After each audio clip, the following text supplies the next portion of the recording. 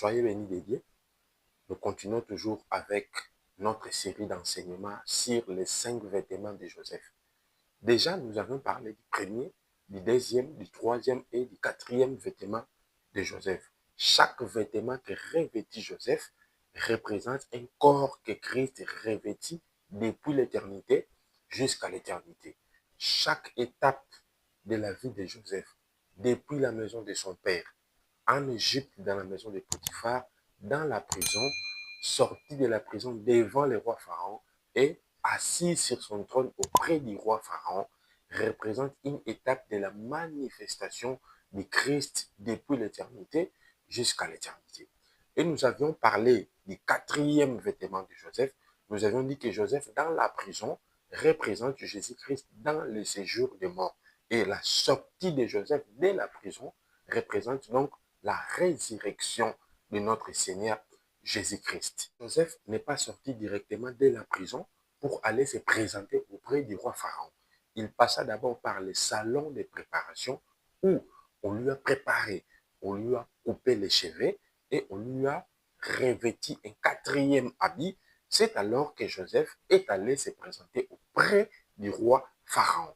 Donc, c'est-à-dire quoi? Joseph sorti de la prison, c'est l'image de la résurrection de notre Seigneur Jésus-Christ. De la même manière que Joseph sortant de la prison revêtit un quatrième habit, c'est de la même manière aussi que Christ, quand il est ressuscité des morts, il est sorti vivant, revêtissant un autre corps, un nouveau corps, un quatrième corps, différent du premier, différent du deuxième et différent du troisième. Le corps que Christ revêtit à la résurrection, le corps de ressuscité, le corps transformé. Au son de la dernière trompette, les morts ressusciteront.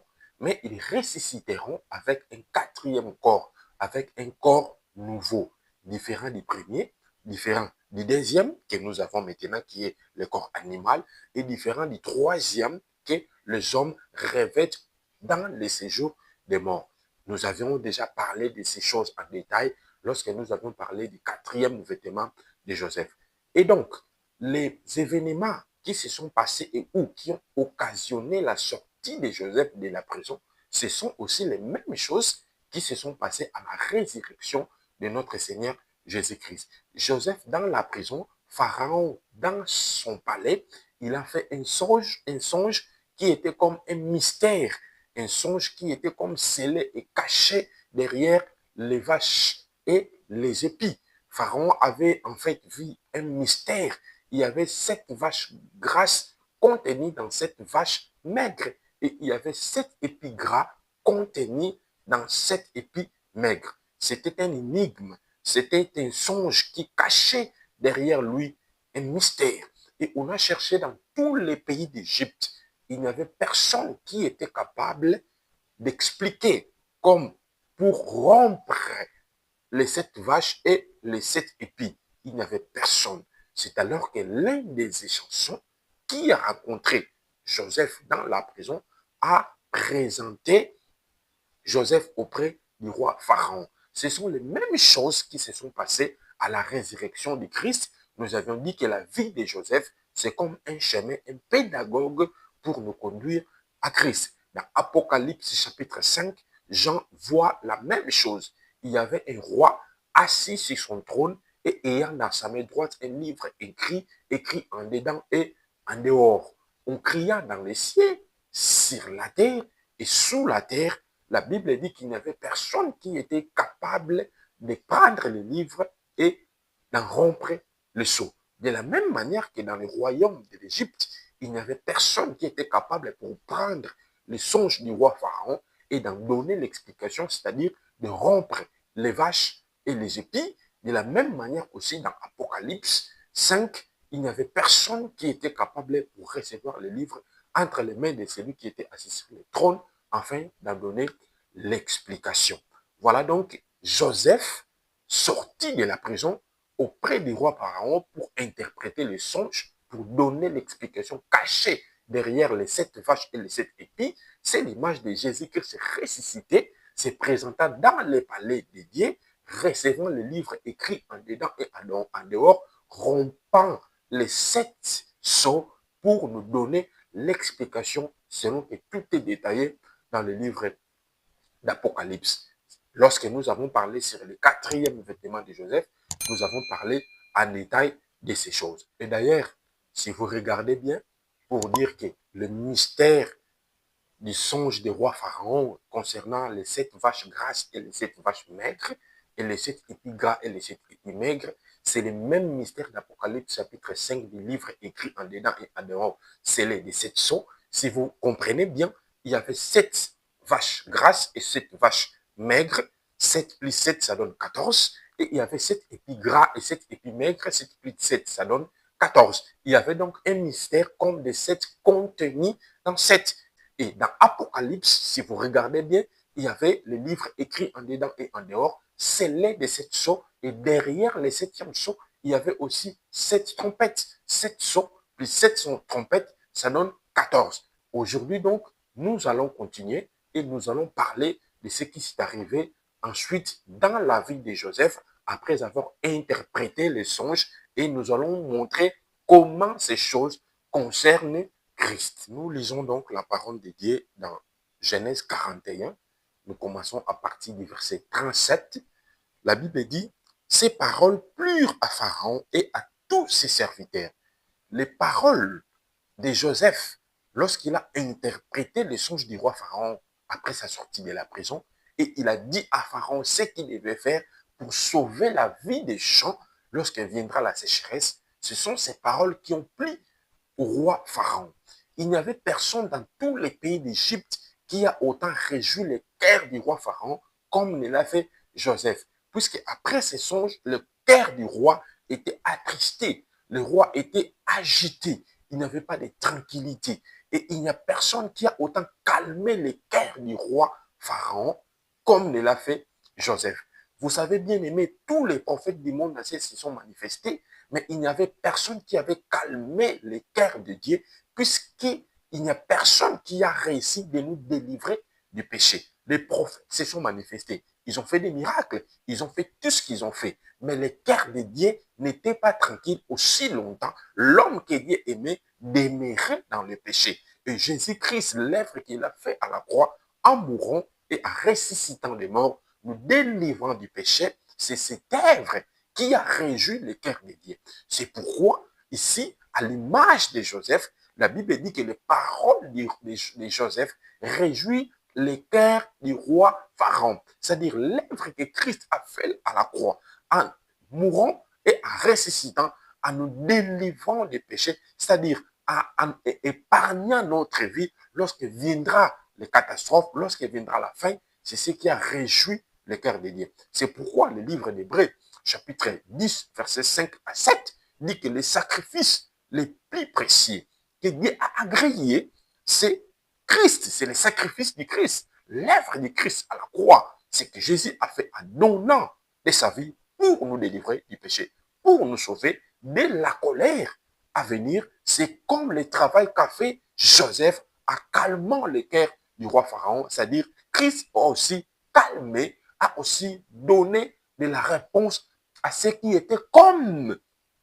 entre guillemets, ce qui attristait le cœur de Dieu. Et donc, nous continuons la lecture, toujours dans Genèse 41, nous prenons le verset 38 et 39. Et Pharaon dit à ses serviteurs, trouverions-nous un homme comme celui-ci ayant à lui l'esprit de Dieu? Et Pharaon dit à Joseph, puisque Dieu t'a fait connaître toutes ces choses, il n'y a personne qui soit aussi intelligent et aussi sage que toi. Dans tous les pays d'Égypte, Joseph était incomparable. Il n'y avait aucun sorcier, il n'y avait aucun magicien, il n'y avait aucun sage, il n'y avait aucun riche ou pauvre, il n'y avait aucun chef en Égypte qui était égal à Joseph. Joseph était incomparable. Bien aimé, c'est l'image de Christ. Christ, Jésus, est incomparable. Il n'y a pas un homme, il n'y a pas un âge, il n'y a pas un prophète qui est comparable à Seigneur Jésus-Christ. Puisque ces jours-là, on a crié dans le ciel parmi les anges, on a crié sur la terre parmi les vivants, et on a crié sous la terre parmi tous ceux qui sont passés. Il n'y avait personne qui était capable pour prendre le livre et d'en rompre les sceaux. C'est dans les pays d'Égypte aussi ce qui s'était passé. On a crié dans tous les pays d'Égypte, parmi tous les sages, parmi tous les sorciers, parmi tous les riches, parmi tous les pauvres, parmi tous les intelligents, il n'y avait personne qui était capable pour donner l'explication au songe du roi Pharaon jusqu'à ce qu'apparaît Joseph l'incomparable. C'est aussi ce qui s'était passé lorsque Christ est ressuscité. Il n'y avait personne. C'est-à-dire, parmi toutes les créatures qui sont dans les cieux, il n'y a personne qui est égal à Jésus-Christ. Parmi nous qui sommes ici vivants, il n'y a personne qui est égal à Jésus-Christ. Parmi tous les hommes, riches, prophètes, rois, présidents, qui se sont passés, qui sont morts, il n'y a personne qui est comparable à Jésus-Christ, puisque Jésus-Christ est incomparable. Nous continuons la lecture, nous sommes dans Genèse chapitre 41, toujours nous prenons les versets 40. Je t'établis sur ma maison et tout mon peuple obéira à tes ordres. Le trône seul m'élèvera au-dessus de toi. Verset 41. Pharaon dit à Joseph, vois, je te donne le commandement de tous les pays d'Égypte. Verset 42. Pharaon ôta son anneau de la main et le mit à la main de Joseph et le revêtit d'habits de fin lin et lui mit un collier d'or au cou. Ici, Joseph était en train d'être investi du pouvoir après avoir interprété le songe et après sa sortie de la prison. Ici, Joseph est encore avec son quatrième habit. C'est-à-dire, lorsque Christ est ressuscité, il avait encore son quatrième corps, le corps transformé, le corps de ressuscité. Il a été revêtu de tout pouvoir et de toute autorité. Et un ordre donné par Joseph ou donné au nom de Joseph était respecté puisque tout a été soumis à Joseph. C'est de la même manière aussi que après sa résurrection, tout a été soumis à Christ. Lorsque Christ est ressuscité, il a dit à ses disciples avant son enlèvement que tout pouvoir m'a été donné dans les cieux, sur la terre et sous la terre.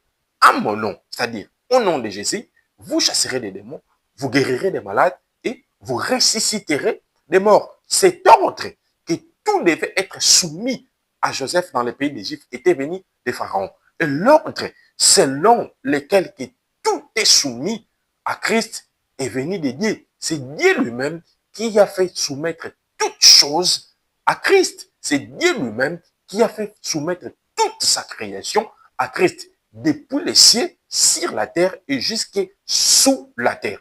Tout est soumis à Christ. C'est pourquoi la Bible dit qu'au nom de Jésus, tout genou fléchira et toute langue confessera qu'il est le Seigneur. Il n'y a rien qui est resté insoumis à Christ. Tout est soumis.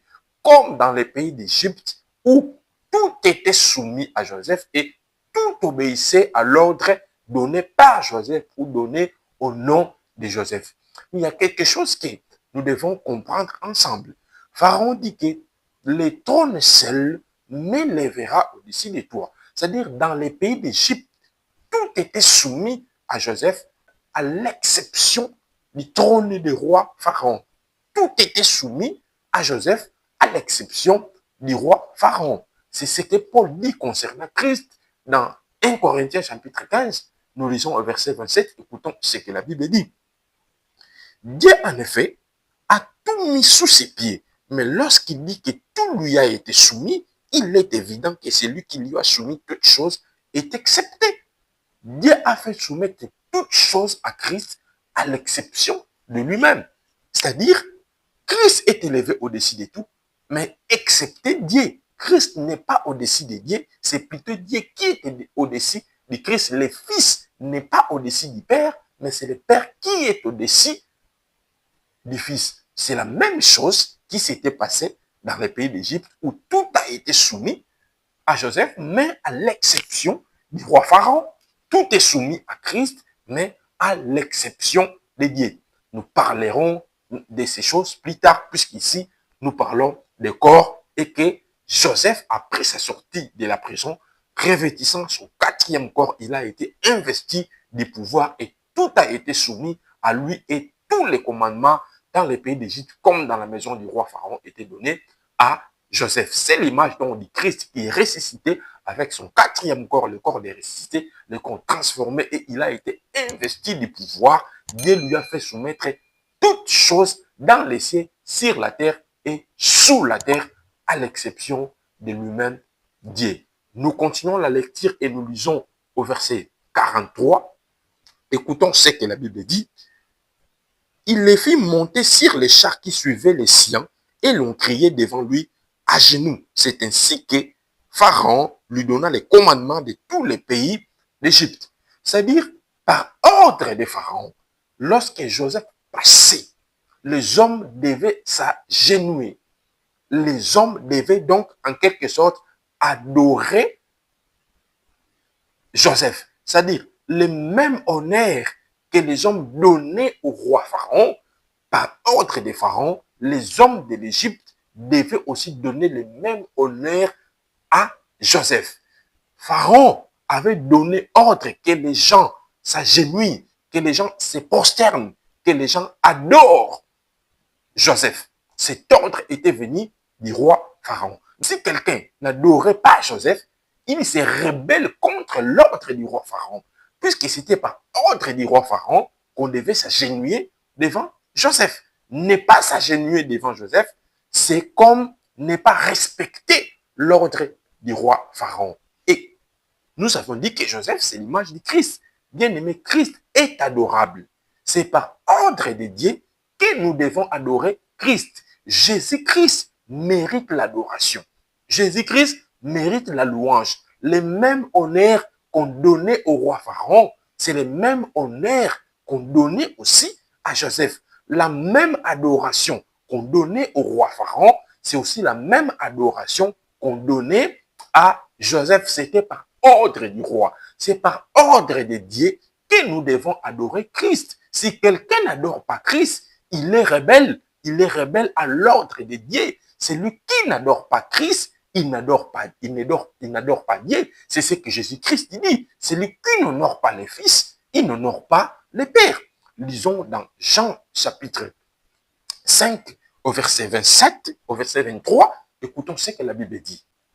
Jean 5 au verset 23.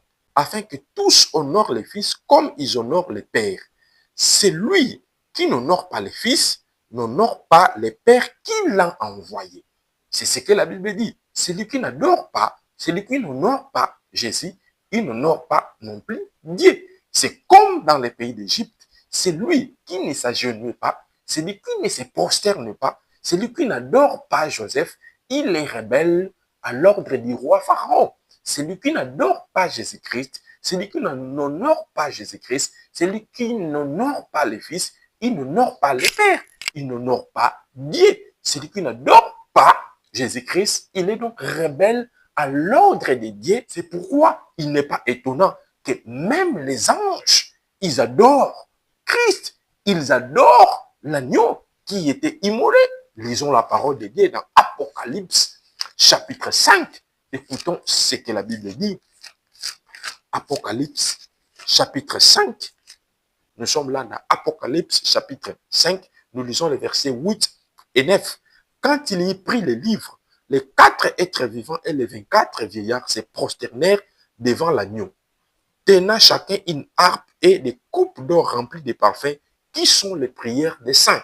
Verset 9. Et il chantait un cantique nouveau en disant, tu es digne de prendre les livres et d'en ouvrir les sceaux, car tu as été immolé et tu as racheté pour Dieu par ton sang des hommes de toutes tribus, de toutes langues, de tout peuple et de toute nation.